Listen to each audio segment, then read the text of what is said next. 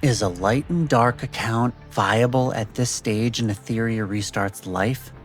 What exactly are the advantages and disadvantages of restricting yourself to only 2 elements in a game of 5? And why on earth would somebody subject themselves to this? I'm Shrike. Like, comment, and subscribe for more gacha content. Let's first establish the rules. No using non-LD characters in battle after the tutorial. Leveling up and gearing is fine, just no battling. Now let's get the downsides out of the way. Reasons you might not want to subject yourself to this torture. Much harder to assemble working teams due to reduced character pool. The entire Leon quest line in the Hyperlink Charter is off limits to us, except a select few that don't explicitly break the rules. Unable to place your units in Union Assist since they aren't RGB. Often unable to even participate in the Ethernet rally due to elemental restrictions. LD summons are far rarer, and using crystals instead costs 300, whereas the standard costs 100. Also, crystals are not an option on the permanent LD banner. Free-to-play LD options are sparse. In fact, we do not have an AoE defense break option at all. This is mitigated with the recent addition of Nell, who provides AoE vulnerable, as well as other support features. Now onto the positives. Reasons you might want to consider this path. You love PvP, especially RTA. You'll be living there. Plus, most LD units are PvP units. Far fewer units means less to build. Therefore, your teams will come together quicker, and they will have far better gear than if you were to have spread that gear across thrice as many units. LD units are typically stronger than their RGB counterparts, so you will essentially be playing with only the best cards in your deck. You will never need to worry about being at an elemental disadvantage, since LD units are element neutral towards RGB and only counter each other. You will carve a new meta, completely separate from the established one everyone else uses. You will use characters that you never otherwise would have, and may find a new favorite unit in the process. It gives you a far greater appreciation of R and SR units and their skill kits, and really forces you to sit down and read them, looking for the keyword abilities you need for specific content. You'll only need to farm 2 GP outpost levels for your units. All your friends will be super impressed that you're able to clear content with only LD units, and you can hang that moral superiority over their heads in perpetuity. This part is important. This is the location of all the repeatable LD summons you can acquire. This will not include one-time rewards as there are too many. The shops. Value selection. We've got the level 45 pack, the beginner pack Quantum, and the beginner pack Apex. These all give you 10 LD summons for prices ranging from $15.49 to $50.99. Weekly pack. The Apex supply crate for $30.99. Spenders will want to get this pack each week. Non-spenders and spenders alike will absolutely not want to miss the Crystal Supply Pack for 1,200 crystals. This provides 5 LD summons, which already is value, since if you were to use crystals on the banner, you would be spending 1,500 for the same 5 summons. In the summon shop, you can purchase 10 LD summons weekly using the currency acquired through summoning. They cost 300 each. These you do not want to miss out on. Arena Shop does not offer any, but the Summit Arena Shop does, for 300 of that currency, acquired through participating in the RTA. You can acquire 5 from this shop per RTA season. Ember Trek level 18 provides you with 1 LD pull upon completion, and can and should be acquired each reset, even if that's as far as you get each reset. Now I want to talk about your start. You're the type of gamer that takes the dark, precarious, rotted bridge rather than the sunny cobblestone pathway lined with flowers to the same destination. And you'll want to start right. You'll want to re-roll this account until you get at least 1 lighter dark SSR, and there are a few good options. Option 1, Messiah. Deeding is an MVP when it comes to single target, but he struggles in content that requires AoE, such as Doki Doki. Here you will need an AoE nuker, and there isn't a better option than Messiah. Option 2, Lily. She's broken everywhere. If you don't know why, then you probably aren't ready for an LD account anyway.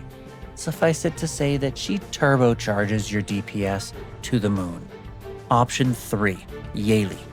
Prior to the introduction of Nell, we had 0 free-to-play AoE options to increase the damage to the enemy.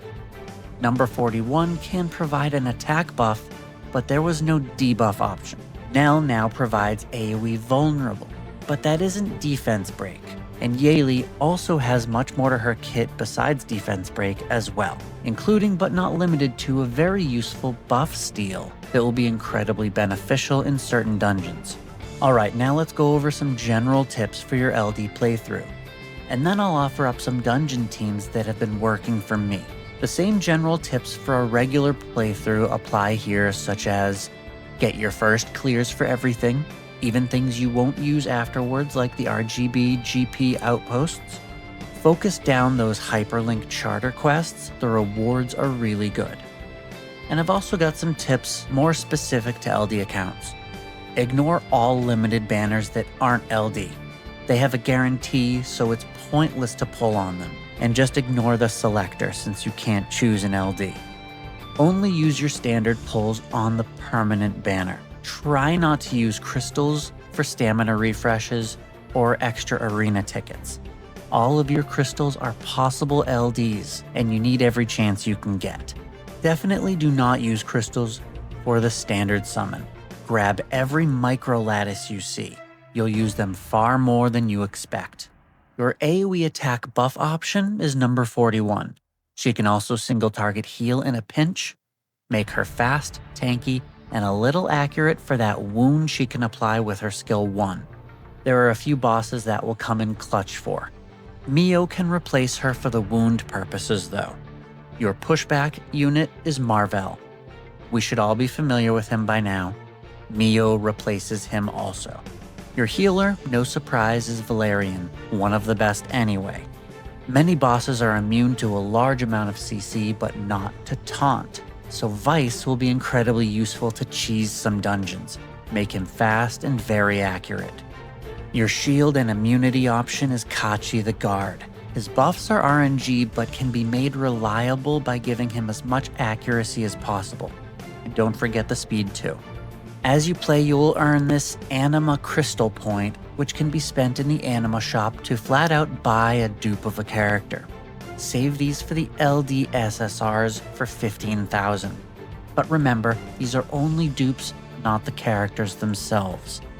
In the RTA shop, buy the LD pulls first, then the lattice fragments, and the standard pulls Shadow Prints and Anima Crystal Points after that. Now teams. I know, the exciting part. In fact, you might have just skipped here. If that's the case, you might have missed some good tips. The story and most of the early Grim Pursuit can be tackled with Messiah, Valerian, Nell, and number 41. I've kept it as free to play as possible, but if you rerolled Yaeli instead, then use your Diting as your DPS and replace Nell with Yaeli. If you find yourself dying, replace number 41 with Kachi the Guard or Vice. Later Grim Pursuit, like Nico Nana, I've been using Diting, Yaeli, Valerian, and Kachi. That's a solid team. Sharon, I actually don't have the unit for yet, but many people have already cleared Inferno with an LD-only team, without the same restrictions we have. They used this team by choice, which means it must be good. Lily, Valerian, Kachi the Guard, and Yaeli. My assumption is that Yaeli is the DPS here, which may take better gear since you'd still want her fast and accurate for the rest of her kit to work right. And I haven't gotten to Hoyon or Rengokutsu yet, so I can't offer any suggestions there. In Threshold, Terramatan, we use Diting, Valerian, Vice, Kachi, and Yaeli. If you replace Yaeli with Nell, you'll miss out on the buff steal that she provides, and Terror's defense up is quite annoying. Vice here does a great job of ensuring that Terror only uses the weak version of his attack instead of the strong one while he's taunted. Oh, and go for the attack arm first with this comp. Doki Doki. We need an AoE here, so I sure hope you have Messiah, because the team is Messiah, Kachi the Guard, Vice, Valerian, and Yeli. Nell can replace Yeli here, though to less effect. And if you have a Lily, then she can take the place of one of your lesser supports like Kachi or Vice. And Lilium is a very strong nuker that can stun the enemy, so you can try her as the DPS if you're lacking a Messiah. If you're lacking both, then unfortunately, there's no way a Deeding is getting through Doki Doki. So unless you're planning on building a DPS Vice, you might be out of luck. Aurora. Here's a place where you can use Deeding. He loves it here. He can poke Aurora real good, especially with Yeli there to steal all her buffs and leave her defenseless. So Deeding, Yeli, Valerian, Vice for the taunts, and Kachi for the shields and immunity. Most anti-sync echoes I was able to clear with the same team. Messiah, Deeding, Yeli, Valerian, and Vice. Eventually when I got a Mio, I swapped Vice out for Mio, but that was just a personal choice. I prefer the pushback there rather than the taunt. Which brings me to PvP. Your typical cleave team will be Lily, Mio, Yeli, or Nell, and an AoE unit like Messiah. A good defense is a counter cleave, of course, same team, but also you can replace Messiah with Lilium because she's immune to CC, so counters common units like Mio or Kazuyo. And there you have it. I'm still grinding it myself and I'll learn a lot more as I go, but thank you so much for watching. This video was almost as hard to make as clearing content with only LD units has been. If you actually want to join the challenge, then I wish you the best of luck. And with that being said, I'm gonna fly. I'll see you in the next one. Bye.